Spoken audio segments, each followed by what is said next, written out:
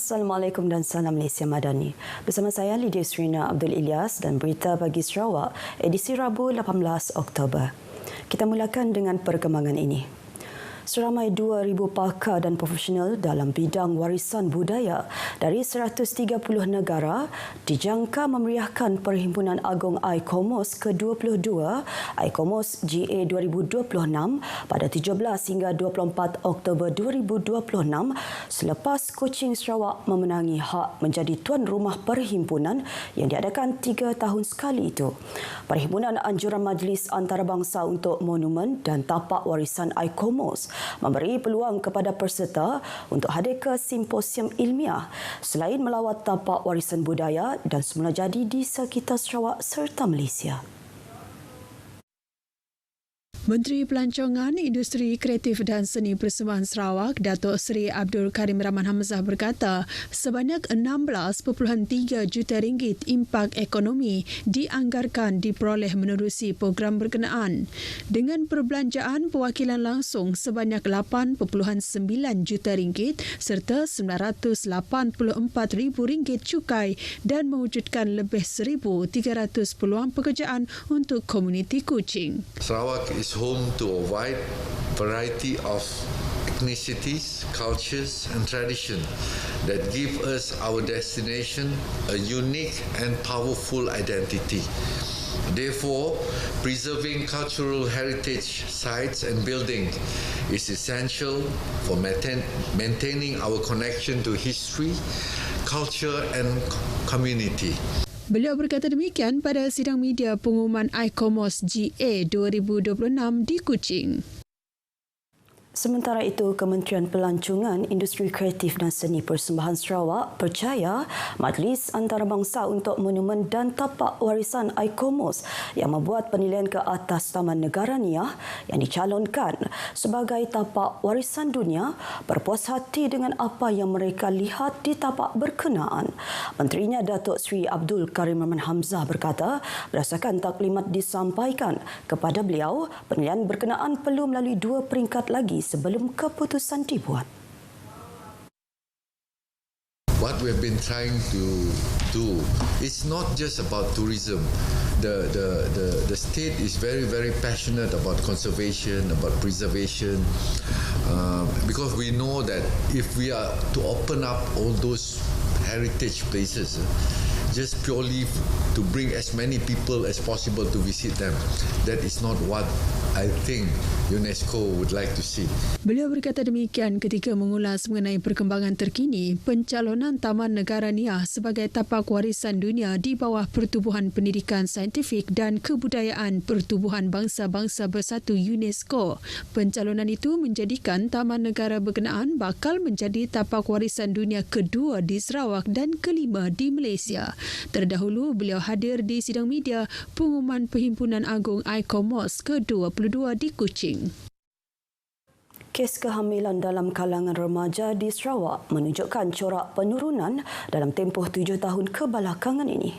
Menteri Pembangunan Wanita, Kanak-kanak dan Kesejahteraan Komuniti, Datuk Seri Fatimah Abdullah berkata, sejumlah 1,599 kes dilaporkan pada 9 bulan pertama tahun ini berbanding 2,481 kes pada 2016.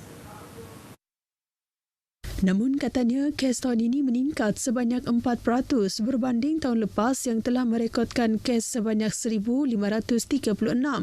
Beliau berkata demikian dalam sidang media selepas mempengerusikan mesyuarat One Stop Teenage Pregnancy Committee OSTPC di Wisma Bapa Malaysia di Kuching. Katanya lagi, bagi mengikut perbandingan bahagian, Kapit mencatatkan kes tertinggi tahun ini dengan 11.3%, diikuti Seri Aman 9.3% dan Betong 8.6%. Beliau menambah antara punca kehamilan dalam kalangan remaja yang telah dikenal pasti adalah pendedahan kepada kandungan seksual dalam media dan dalam talian, tekanan rakan sebaya untuk melibatkan diri dalam aktiviti seksual selain kurang pendidikan seks. Sehubungan itu, Datuk Seri Fatimah memberitahu tahun hadapan OSTPC akan memperhebatkan lagi program-program meningkatkan kesedaran dalam kalangan remaja. Tambahnya, selain itu, kementerian akan memperkenalkan satu modul kemahiran keibubapaan yang lebih kukuh tahun hadapan bagi meningkatkan nilai kekeluargaan yang dapat membantu remaja daripada terjebak dalam gejala ini. Minat dan inovasi sektor swasta dalam memajukan pengangkutan awam bandar dan logistik dijangka membantu meningkat pertumbuhan ekonomi setempat. Menurut Menteri Pengangkutan Sarawak, Datuk Seri Lee Kim Shin, Sarawak merekodkan peningkatan penggunaan pengangkutan awam sejak ia mula ditawarkan RM1 sahala di semua bandaraya utama negeri termasuk di Kuching, Sibu, Miri dan Bintulu.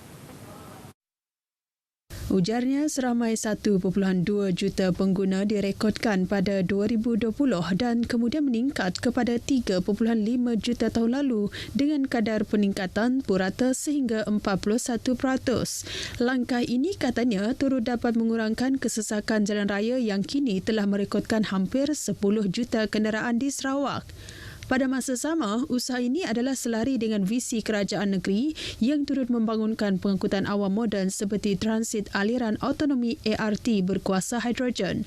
Beliau berkata demikian pada perasmian bas ekspres 2 tingkat dan lori kargo baharu milik sebuah syarikat pengangkutan Sarawak di Batu 3.5 Kuching. Terdahulu dalam ucapannya, Pengurus Besar Lai Sin Keong turut menyatakan hala 7 syarikat yang bakal memperkenalkan bas hidrogen pihaknya tahun depan dan menggantikan bas berkuasa diesel sedia ada. Penganjuran program langkah-langkah keselamatan dan asas menyelamat di air merupakan salah satu inisiatif bagi mempersiapkan agensi-agensi kerajaan serta pihak bomba dalam menghadapi monsun timur laut MTL. Ketua Balai Bomba dan Penyelamat BBP Seri K, Mahmudin Narudin berkata, penganjuran program julung kali diadakan ini adalah bagi memberi kemahiran menyelamat mangsa di air dan ianya sesuatu yang sukar untuk dilakukan sekiranya pengetahuan dan kemahiran tidak dipelajari. Dedahnya menerusi program ini, agensi yang berkaitan dan terlibat dengan bencana MTL ini akan dapat memahami ilmu asas dalam menyelamat mangsa sekiranya diperlukan. Ujarnya, ia turut meningkatkan kemahiran kesemua anggota bomba di samping menguji segala peralatan menyelamat sedia ada. Kesan kepada anggota bomba, kita lebih kepada meningkatkan kemahiran orang dari segi pendedahan ataupun lebih meningkatkan pengetahuan dan kemahiran dari segi menyelamat di air. Dan untuk agensi-agensi yang kita jemput, ini adalah satu manfaat untuk setiap agensi yang kita terjemput supaya dapat bertindak awal lah sebelum kehadiran pihak bomba sekiranya ada berlaku bencana banjir ataupun lemas di kawasan masing-masing lah, dapat bertindak ataupun memberi tindakan awal sebelum kedatangan pihak bomba. Beliau berkata demikian pada program langkah-langkah keselamatan dan asas menyelamat di air bertempat di kolam renang Sarike. Tambahnya, penyertaan seramai 29 orang dari pelbagai agensi kerajaan di Sarike diharap dapat meningkatkan kemahiran peserta di samping keberanian apabila berhadapan situasi di air. Agensi Penguatkuasaan Maritim Malaysia atau Maritim Malaysia telah menahan sebuah kapal kargo muatan pasir pada jarak lebih kurang 0.56 batu nautika tenggara Gunung Air Muara Tebas Kuching pada hari Isnin lepas. Pengarah Maritim Negeri Sarawak, Laksamana Pertama Maritim Zin Azman Mat Yunus menerusi kenyataan media berkata, sekitar pukul 12.20 tengah hari, sebuah bot ronda Maritim Malaysia ketika operasi Permai dan Optiris telah mengesan sebuah kapal kargo muatan pasir. Pemeriksaan ke atas kapal tersebut mendapati nakoda gagal mengemukakan bukti pertukaran nakoda secara bertulis dalam Certificate of Malaysia Registry. Seramai 6 warga asing dan 2 warga tempatan berada di atas kapal ketika pemeriksaan. Hasil pemeriksaan dokumen mendapati kesemua kru mempunyai dokumen pengenalan diri yang lengkap. Kapal tersebut diiring ke kawasan besar berhampiran jeti Kompleks Maritim Tun Abang Salahuddin Komtas untuk tindakan selanjutnya oleh pegawai penyiasat. Maritim Negeri Sarawak ingin memohon kepada masyarakat khususnya komuniti perkapalan agar sentiasa peka terhadap undang-undang dan peraturan yang dikuatkuasakan. Berita Pagi Sarawak berakhir di sini. Ikuti Stadium RTM selepas ini untuk perkembangan sukan tanah air dan antarabangsa. Saya Lydia Yusrina Abdul Ilyas, Salam Malaysia Madani, tekad perpaduan penuhi harapan.